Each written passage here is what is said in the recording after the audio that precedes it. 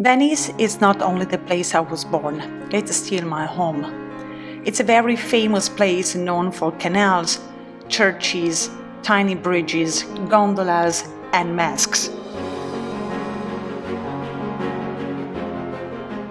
But what I want to share with you in these videos is the point of view of an insider, with anecdotes and curiosities you don't find on history or guidebooks. So stay with me and enjoy it. Welcome to the UNwritten Venice.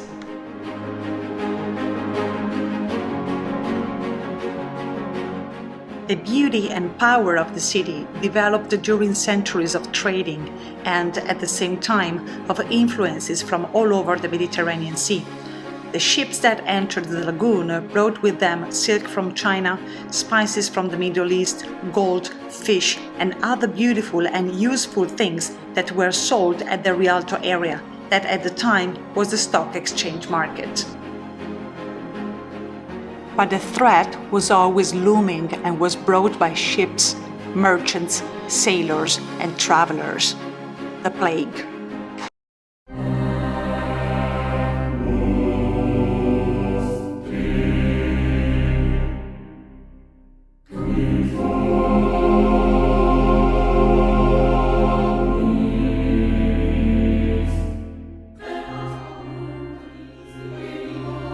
The city knew at least 4 plagues that killed a third of the Venetians. So what to do?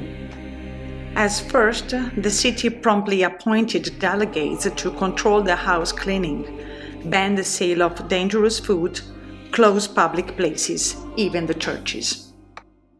Hygiene and food orders were so strict and restrictive that the offenders were immediately executed. Curfew was imposed, so only the military and doctors were allowed to circulate. The vulture beak, that is considered one of the most typical Venetian masks, is actually a medical hold. The equipment consisted of long gloves, protective goggles, boots, a waxed tunic, and a wand used to lift the sick man's blankets and clothes.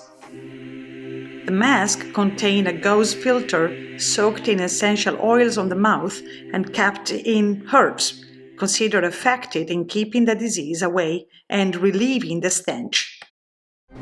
In 1423, the Republic segregated the sick people and relatives on a designated island, which hosted a pre-existing church dedicated to Mary of Nazareth, then crippled into Lazzaretto.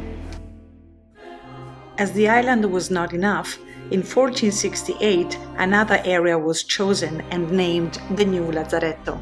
There, not only the people but also the suspicious ships were confined. The segregation lasted 40 days.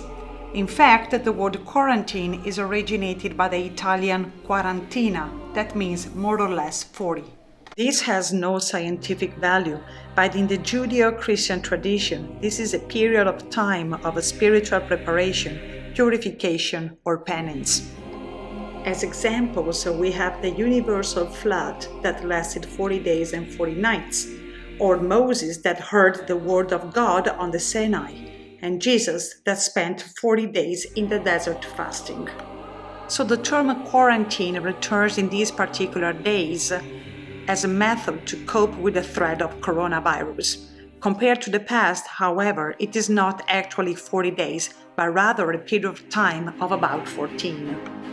Tip if you're coming to Venice: don't miss 2 of the most important churches we have in town: the Redentore, that is on Giudecca Island, and the Salute, that marks the beginning of the Grand Canal. They were both built as vows to remember the end of 2 plagues in 1576 and 1630.